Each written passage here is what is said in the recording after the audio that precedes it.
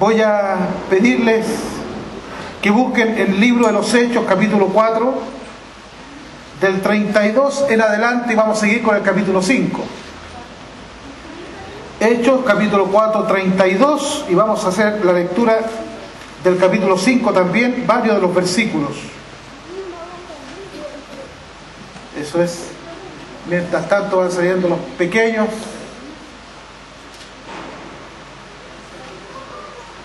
Hechos 4, 32.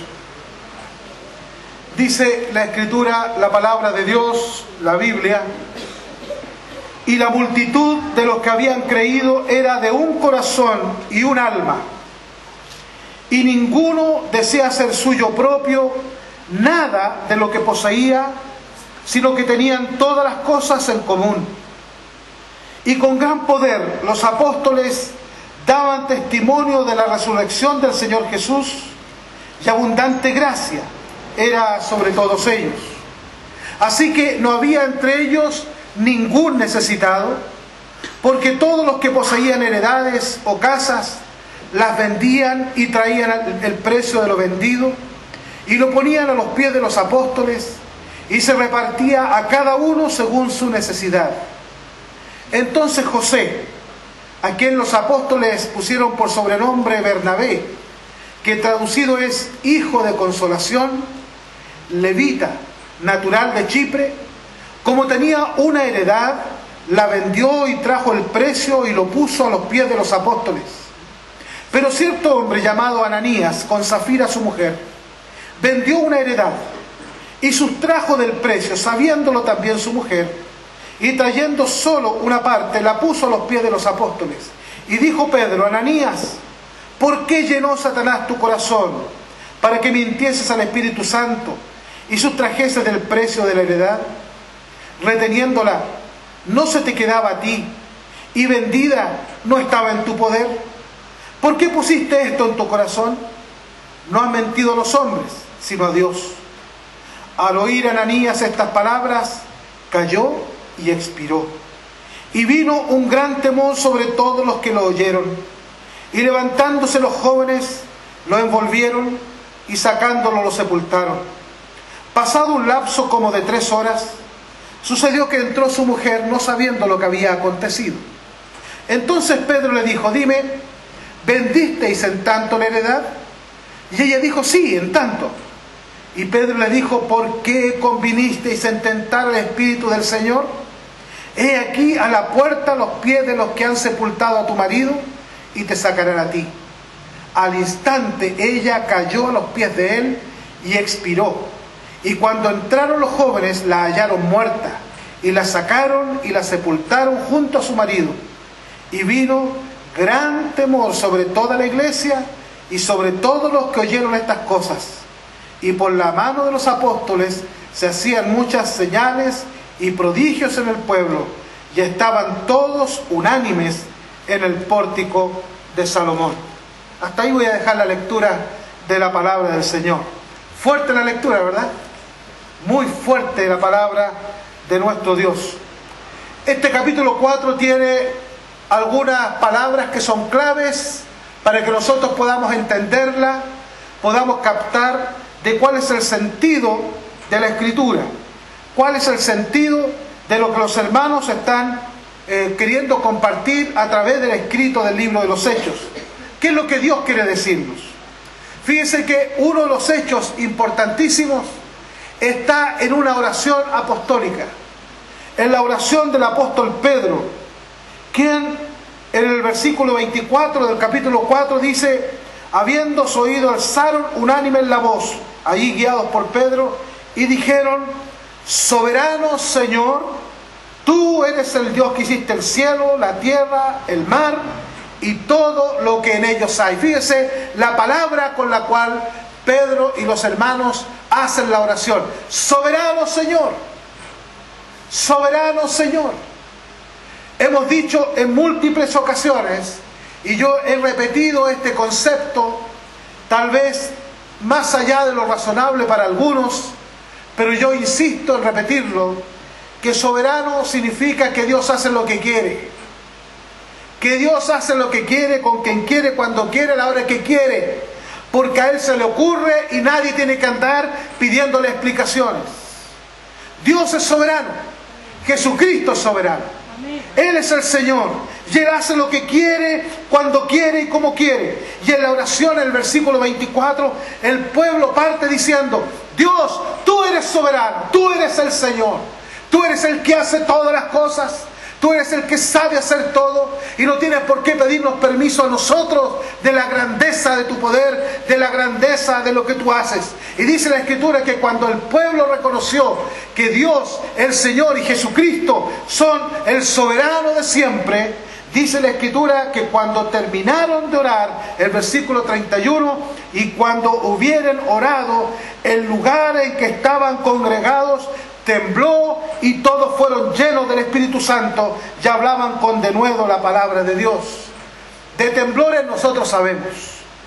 De temblores nosotros podemos decirle a muchas personas lo que esto significa. Falta pocas semanas para conmemorar el primer año del gran terremoto del 27 de febrero. Pero pocos días atrás han estado la tierra moviéndose de distinta naturaleza. Pero este lugar que tembló no tiembla a causa de una falla geológica, no tiembla porque hay dos placas que se meten una bajo la otra causando todo el problema tectónico geológico, sino que el lugar tembló porque el Dios soberano se manifestó de manera gloriosa entre ellos. Y cuando Dios se mueve de manera gloriosa, siempre es notoria la presencia de Dios. Amén. Siempre es notorio que Dios está allí. Viene el mover de Dios, viene el movimiento de Dios, viene que el pueblo reconoce: tú eres soberano, Señor, tú eres el único dueño de todas las cosas, el cielo, la tierra, el mar, todo lo que existe, Señor, solo es posible porque tú eres Dios. Y cuando el pueblo oró de esa manera, el lugar en que estaban congregados tembló y los hermanos fueron llenos del Espíritu Santo. Ya hablaban con entusiasmo, ya hablaban con fuerza, hablaban con denuedo la palabra de Dios. Mire, si uno llega hasta ahí, uno podría determinar en esta parte de la predicación que el Dios nuestro es tan grande que puede hacer cosas maravillosas y que puede llenar nuestro corazón con su presencia y que puede bendecirnos de manera gloriosa, de tal manera que podemos ahora hablar con denuedo la palabra de Dios. Pero el texto sigue y no termina allí. Dice que era tanto el impacto de esta soberanía de Dios, tanto el impacto de la llenura del Espíritu Santo y tanto el impacto de poder hablar con denuedo la palabra, que la multitud de los que creían era de un corazón y un alma. Miren lo extraordinario, querido hermano y hermana. Cuando el Señor obra en medio de la iglesia, se produce un sentido de unidad que el mundo no puede ofrecer. El mundo no puede ofrecer la unidad que solo el Espíritu Santo ofrece. El mundo puede ofrecernos a lo mejor unidad de ideales, unidad de principios que siempre están sujetos al hombre, hasta que se cambian los principios, hasta que se cambia aquello que atrae la unidad.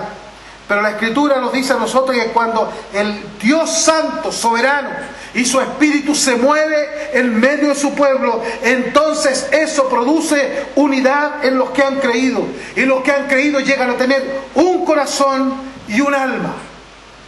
El concepto corazón es muy interesante, porque nosotros cuando pensamos en un corazón, pensamos de dos maneras: corazón como un músculo del cuerpo humano, y corazón como el centro de los afectos, como estoy amando de corazón, o estoy enamorado de corazón, como un centro simplemente afectivo. Pero en la Biblia corazón significa centro de la vida, el centro de la vida. Y dice que por obra del Señor, la multitud de los que habían creído tenían un solo centro en su vida, un solo corazón, una sola verdad, un solo centro para todos, la capital de la vida del reino en medio de ellos. Cuando nosotros tenemos a Cristo en nuestro corazón, ningún otro vale la pena. Cuando Cristo está en nuestro corazón, Él es el más importante. Hoy día lo cantamos: ven y toma tu lugar. No hay ninguno como Jesús, no hay nadie como Él. Nadie tiene su poder y su autoridad. cuando el pueblo de Dios reconoce que el Señor es soberano, cuando el pueblo de Dios busca la dirección del Señor a través de la llenura del Espíritu Santo, cuando el pueblo habla con denuedo la palabra de Dios, hay un centro mayúsculo que se pone en el centro de la vida de cada uno. El corazón es de unidad, el alma es del Señor. El concepto alma tiene que ver con una mente, una idea, un pensamiento, un concepto. Es decir, ellos tenían el centro de la vida puesto en Cristo y sus pensamientos estaban alrededor de Cristo. Y como fue así, eran todos de un corazón y un alma. Era tanto que ninguno decía, esto es mío, esto me pertenece. Nadie tome lo que es mío porque esto lo compré yo y a mí me pertenece. Nadie decía que las cosas le pertenecían, sino que todos entendían, nos amamos tanto, nos queremos tanto, nos respetamos tanto, que lo de todos es de todos y no es de ninguno en particular. A nosotros nos cuesta entender eso. Para nosotros es difícil entender eso. En la cultura mercantilista en la que nosotros andamos, todo lo que tenemos ha sido producto de un precio que hemos tenido que pagar, de una tarjeta de crédito que se ha reventado, de una cuota que hemos tenido que pagar mensualmente, y cada uno defiende lo suyo, cada uno cuida lo suyo. Pero la Escritura dice que cuando todos reconocen que solo Dios es soberano, que todos reconocen que solo el Espíritu Santo nos puede llenar y que solo Dios es el Señor, nadie tiene cosas privadas y propias. Todo está puesto al servicio del resto. Todo está puesto al servicio de los demás. En lo que los hermanos que propugnan la teología de la prosperidad han sacado partido de esto de manera extraordinaria.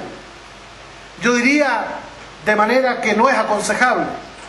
Pero fíjese, hay lugares en que hay hermanos que necesitan, la iglesia necesita un proyecto y la Biblia dice que nada es suyo, hermanos, así que los que tengan den para poder aportar para el proyecto, y la gente se ha desprendido de casas, de autos y de tantas cosas para poder dar, porque verdaderamente nada es nuestro, todo es de todos, todo nos pertenece porque solo Dios es dueño de todas las cosas.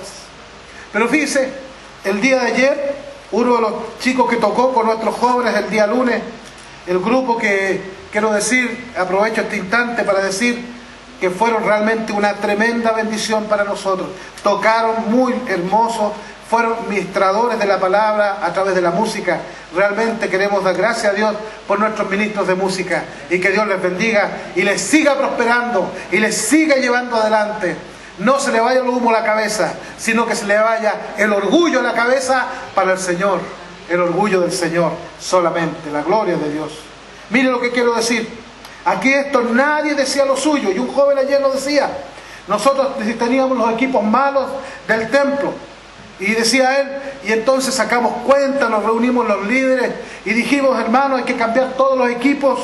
Y esto significa una cantidad de plata. Necesitamos 30 hermanos que se comprometan con una cuota mensual para poder entonces sacar a crédito los equipos que necesitamos para la iglesia. Y dice, yo no sé si se explicó mal o se entendió mal, pero se paró un hermano y dijo, yo tengo 200,000 pesos. Y otro dijo, yo tengo 120. Y otro dijo, yo tengo tal cantidad, y tengo esta otra. Y dice que al término del culto pudieron ir y comprar los equipos al contado sin tener que meterse en ninguna otra cosa. ¿Sabe por qué? Porque cuando entendemos que lo que está en el bolsillo es verdad que costó sudor, es verdad que costó esfuerzo, es verdad que costó tiempo, pero cuando entendemos que lo que tenemos en el bolsillo es porque Dios nos ha bendecido, todo es de Dios, nada es nuestro, todo es de Dios y lo entregamos. Entonces dice la Escritura que como nadie se sentía el dueño de todas las cosas, sino que todos sentían que eran comunes todos los bienes, entonces los apóstoles daban testimonio y predicaban, y la abundancia de la gracia de Dios corría sobre todos. Mire los elementos que he estado mencionando. Reconocen la soberanía de Dios, son llenos del Espíritu Santo, hablan con denuedo la palabra del Señor, tienen un solo corazón y un alma, Y entonces son dadivosos, todos dan, porque nadie siente que lo suyo es propio. Y eso produce que los apóstoles, los siervos de Dios, puedan entonces dar testimonio del Cristo vivo y predicar la gracia del Altísimo. Y dice más, agrega un séptimo elemento: y no había entre ellos ningún necesitado. Ningún necesitado. ¿Por qué no había necesitado? Porque como todos entendían que todo era de todos, entonces los que poseían heredades, los que poseían casas, los que tenían bienes, los vendían y traían el precio de lo vendido para ayudar a aquel que tenía necesidad, de tal manera que no había en la iglesia ningún necesitado. ¿A quién le gustaría ser parte de esa iglesia? ¿Cuántos están acá y dicen, yo quiero ser parte de esa iglesia, yo quiero ser parte de esa iglesia? Porque a mí me encantaría ser parte de esa iglesia. Y esa iglesia es la iglesia de Cristo. No es otra iglesia. Esa es la iglesia en la cual nosotros debemos ser parte integrante de ella. No había ningún necesitado. Los hermanos estaban dispuestos a vender lo que tenían, a vender las propiedades, a entregarlas, a donarlas, a decir, mire, aquí está, esta es la propiedad. Y había uno que se destacó. Había uno que se destacó. José. ¿Quién le pusieron un sobrenombre? Ya a este José le colocaron como sobrenombre Bernabé, que se traduce como hijo de consolación o el que consuela. Y este Bernabé tenía un espíritu de consolación, de ayudar al que está en crisis, de ayudar al que está en problemas. Y al igual que los otros, entonces tenía una heredad. Parece ser que esta heredad era más grande que el resto. Por eso que a este hombre se le menciona de manera puntual. Tenía una heredad y la vendió y trajo el precio y lo puso a los pies de los apóstoles. Dijo, mira, yo tengo una heredad, tengo un campito, son como 5 hectáreas, la voy a vender y la plata la voy a traer para que bendigan a aquel que tiene necesidad. Y este hombre, un levita que venía desde la isla de Chipre, hace y entrega todo lo que tiene. Y lo puso a los pies de los apóstoles. ¿Sabe que ahí termina el capítulo 4?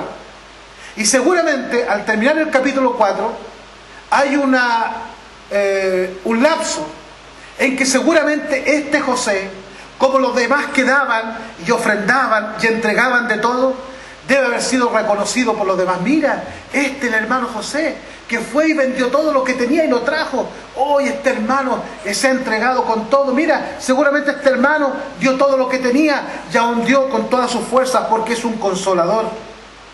Pero habían otros con la oreja parada.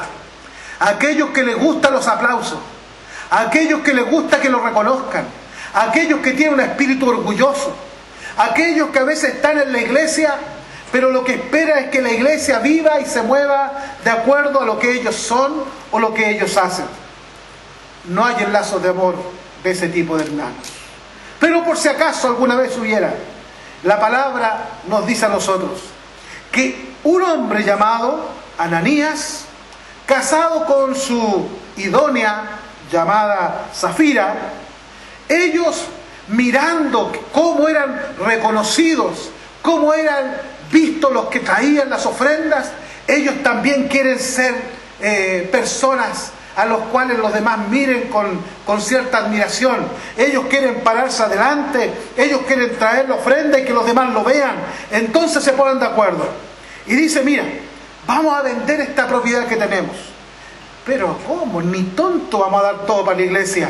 Vamos a sacar un poco para nosotros y le decimos después a los demás que lo vendimos en menos precio. Vamos a sacar, si vale 100, vamos a entregar 80, 70, 60, no sé, pero esta cantidad la vamos a guardar para nosotros. La verdad es que están en su derecho si les corresponde, si es de ellos, si es su propiedad. Y el apóstol Pedro luego les dice, si la vendían y el precio lo guardaban para ustedes, ahí estaba el dinero. Y si no la vendían, seguía siendo de ustedes. ¿Cuál es la diferencia? La diferencia está en que estos hombres quisieron engañar a la iglesia, quisieron mentir a los demás y quisieron traer falsedad ante la congregación. Entonces, la Escritura dice No os engañéis, Dios no puede ser burlado. No podemos engañarnos, hermanos. Ante Dios no podemos venir con falsedad ni con engaño. Él es el soberano. Él llena con su Espíritu Santo. Él pone la unción para hablar la palabra. Él es el que trae unidad de alma. Él es el que trae unidad de corazón. Él es el que mueve la iglesia. Y nosotros no podemos ponerlo en la postura de Ananías y Zafira, de intentar llamar la atención a nosotros, de intentar buscar gloria y honra para nosotros, porque en la medida que nosotros queremos hacerle eso, le estamos intentando robar la gloria al único que merece toda la gloria, que es Dios. Dice el Salmo: no a nosotros, oh Dios, no a nosotros, sino a tu nombre, gloria. Y yo creo que ese es el sentir de nuestro corazón. No a nosotros, Dios. Nosotros no necesitamos ninguna exaltación. Nosotros no necesitamos el aplauso. Dios santo, para ti toda honra, para ti toda gloria. Pero Ananías y Zafira, su mujer, intentando recibir reconocimiento del resto, pero al mismo tiempo tratando de arreglarse económicamente, se pusieron de acuerdo. Y trayendo solo una parte, la pusieron a los pies de los apóstoles, sin decirle: esta es una parte, no es todo, esta es una parte, sino que traen y lo hacen pasar como si fuera el 100% de todo lo que han recibido. Pero Pedro, dice la Escritura en los versículos anteriores que hemos leído, que estaba lleno del Espíritu Santo. Y Dios, cuando llena el corazón del Espíritu Santo, una de las cualidades que Dios tiene es que nos revela cosas que otros no pueden ver. Que otros no pueden ver. Yo siempre cuento esta anécdota porque hay personas que están presentes aquí que estuvieron. Cuando entró una mujer endemoniada, y yo, antes de cualquier cosa, supe que estaba endemoniada, sabía que estaba con demonios, terminé de hacer lo mío, me saqué la chaqueta, la doblé, la puse así cuidadosamente, y me di vuelta y le dije: en el nombre de Cristo, y se desató toda aquella mujer endemoniada con todos sus demonios encima. ¿Sabe por qué? Porque cuando usted está con la llenura del Espíritu Santo sobre su vida, Dios le muestra cosas que naturalmente el hombre no puede ver, que el hombre natural no puede ver. Pedro estaba lleno del Espíritu Santo y mira a Ananías y le dice: Ananías, ¿por qué llenó Satanás tu corazón? Permítame aquí solamente hacer una mención de un par de minutos. El texto bíblico anterior nos dice que ellos fueron llenos del Espíritu Santo. Pero cuando alguien quiere engañar, está siendo lleno de Satanás. El engaño es del diablo. El engaño no es de Dios. El engaño no le pertenece al Señor. Dios no es el padre de mentira. La Biblia dice que Satanás es el padre de mentira.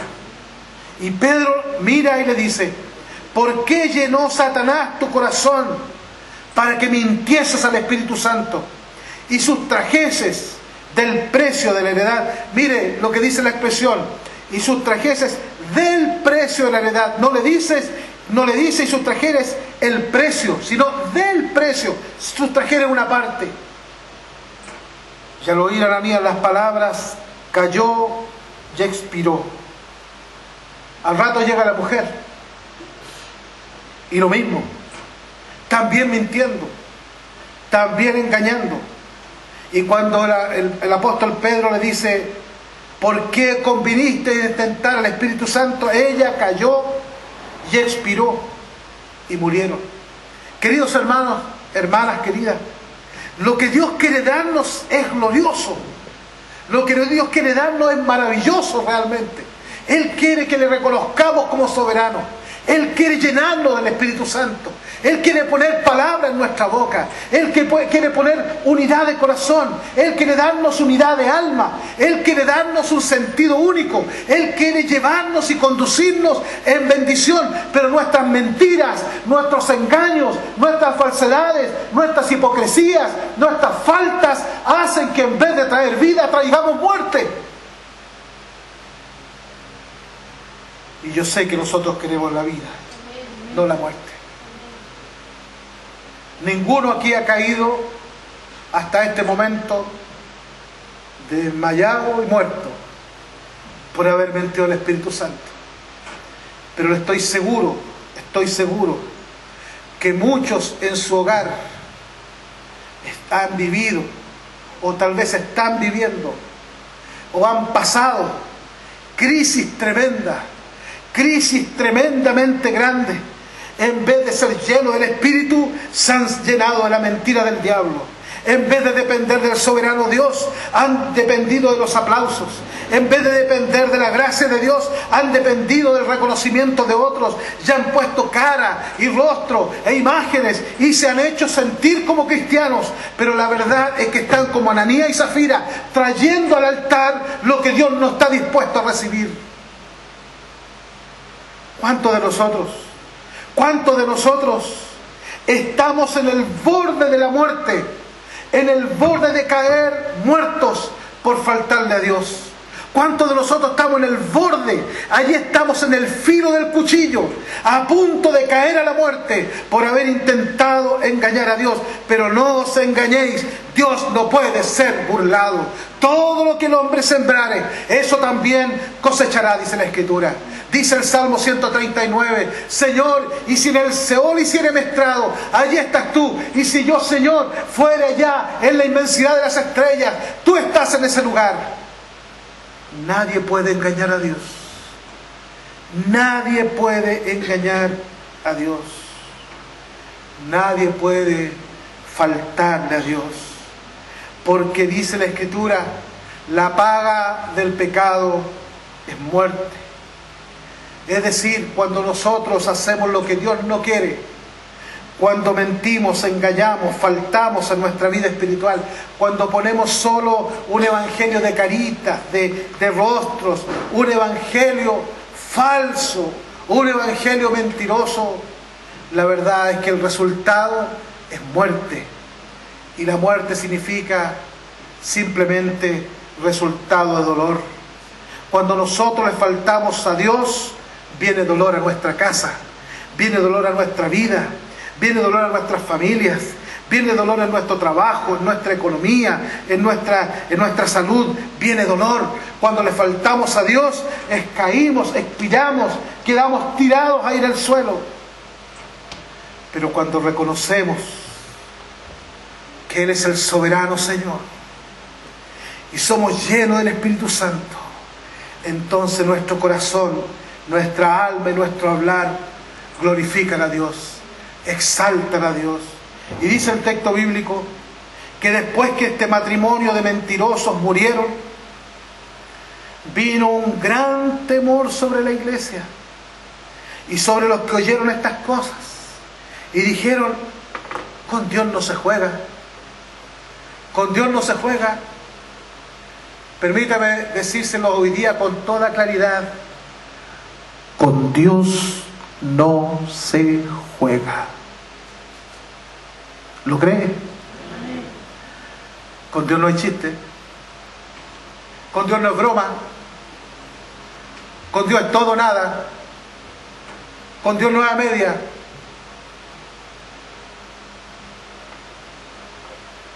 Con Dios no se juega. Y como con Dios no se juega, la iglesia se dio cuenta y dice que le vino a la iglesia este sentido de temor espiritual, este sentido de no querer fallarle a Dios.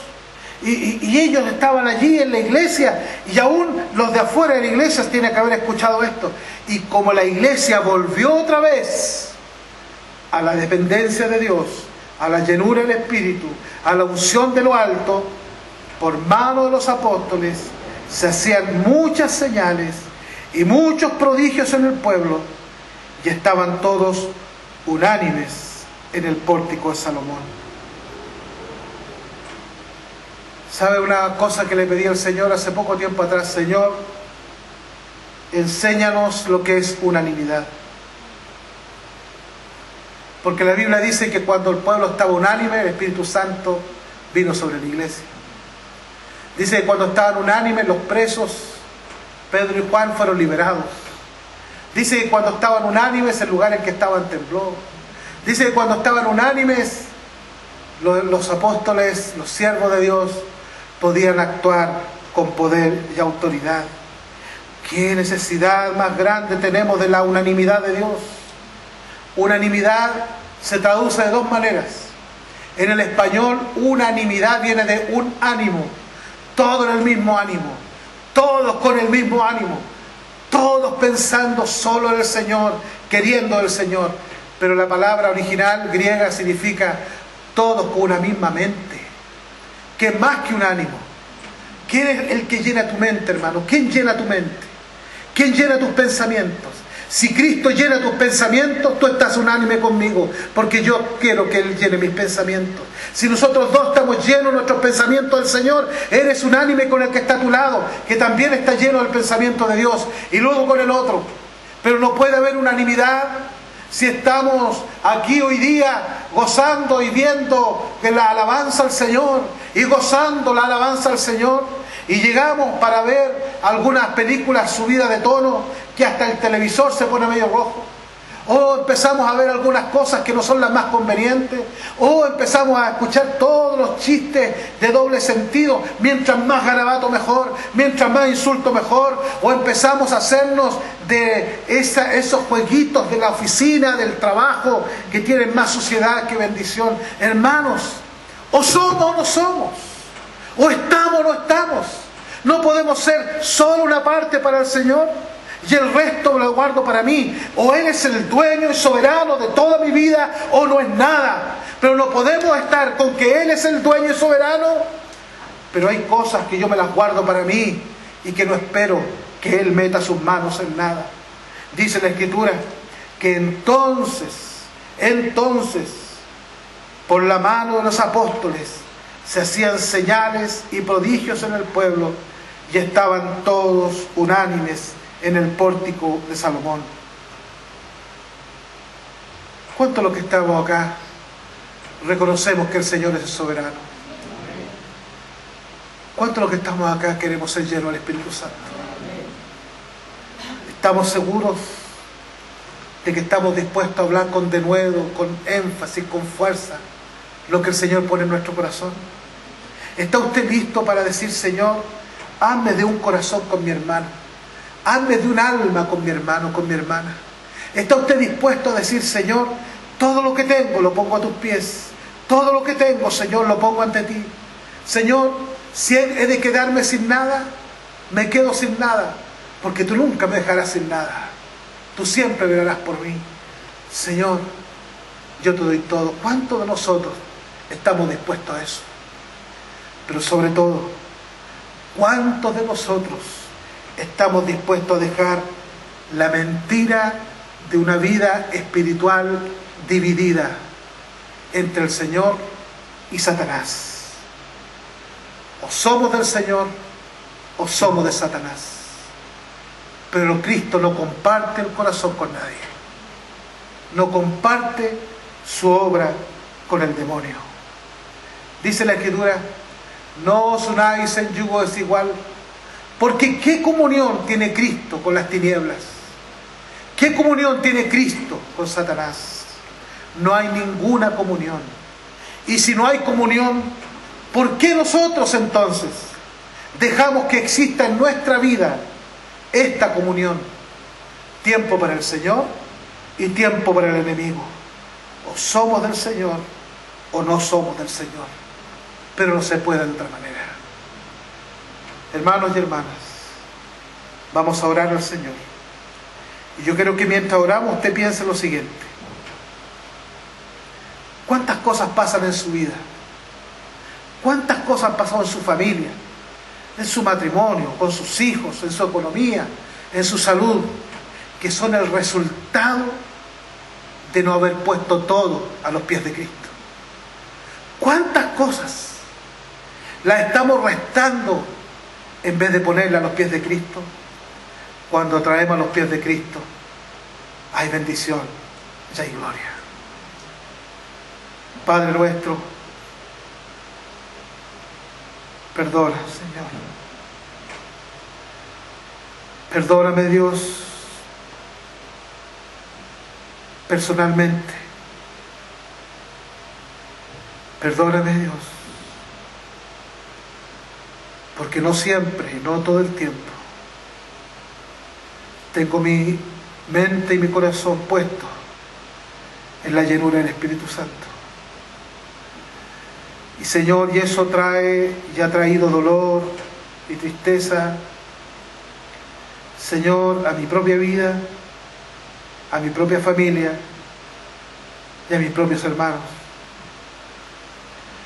Y estoy seguro, Señor, que esta oración puede ser replicada en los hermanos y hermanas que están acá. A veces estamos tan pendientes de nosotros y tan poco pendientes de ti, Dios. Nos olvidamos que tú eres el soberano, que hace lo que quiere, como quiere, cuando quiere. Señor, pero en esta hora, como Jorge Lorenz, pero también, Señor, como el siervo que tú has puesto para hacer la administración sobre la congregación,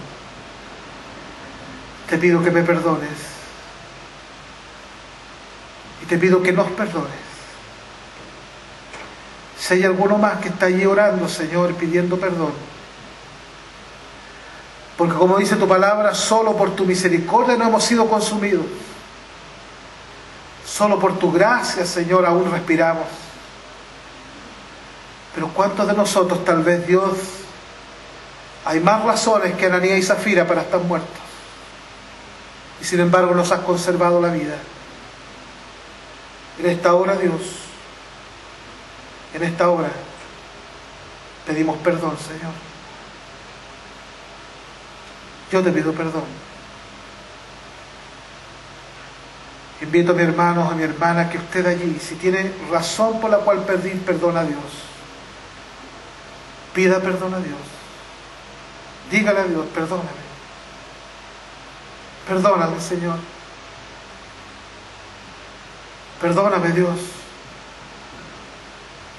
Y más aún, si usted debe pedirle perdón a alguien incluso, no deje pasar este día sin decirle perdóname, perdóname. Pero hágalo de corazón. Y si usted tiene que perdonar, perdona de corazón. Porque no perdonar es tan pecado como el pecado que usted no perdona.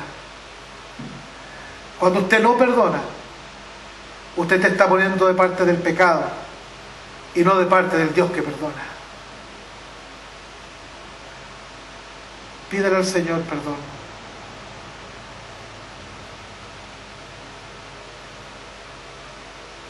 Todos los pies de Cristo. Los demás, nadie decía esto es mío, yo no lo tengo por qué ponerlo a los pies de Cristo. Y el que quiso hacerlo de esa manera terminó muerto. ¿Quiere usted entregar todos los pies de Cristo? Dígale al Señor, Señor, todos tus pies, todos tus pies, todos tus pies. Gloria a tu nombre. Alabado sea tu nombre. Alabado sea tu nombre. Alabado sea tu nombre. Si usted cree que Dios está escuchando su oración, glorifíquelo. Glorifique al Señor. Porque cuando Dios escucha, siempre es glorioso. Y lo bueno es que Dios siempre escucha. Gloria a tu nombre. Ahora, Señor, danos el gozo de hablar con denuedo. Danos el gozo, la llenura del Espíritu. Y danos el gozo del corazón liviano. De estar livianos por el perdón. Porque el perdón quita una carga tan gigantesca de nuestros hombros. Y arrastra tantas cosas. Por eso, Señor, ahora glorificamos tu nombre y te exaltamos, reconociendo que tú eres soberano, Dios y Señor. Alabado sea tu nombre en Jesucristo. Amén y amén. Y que la gloria del Señor sea derramada en nuestras vidas. Gloria a nuestro Dios.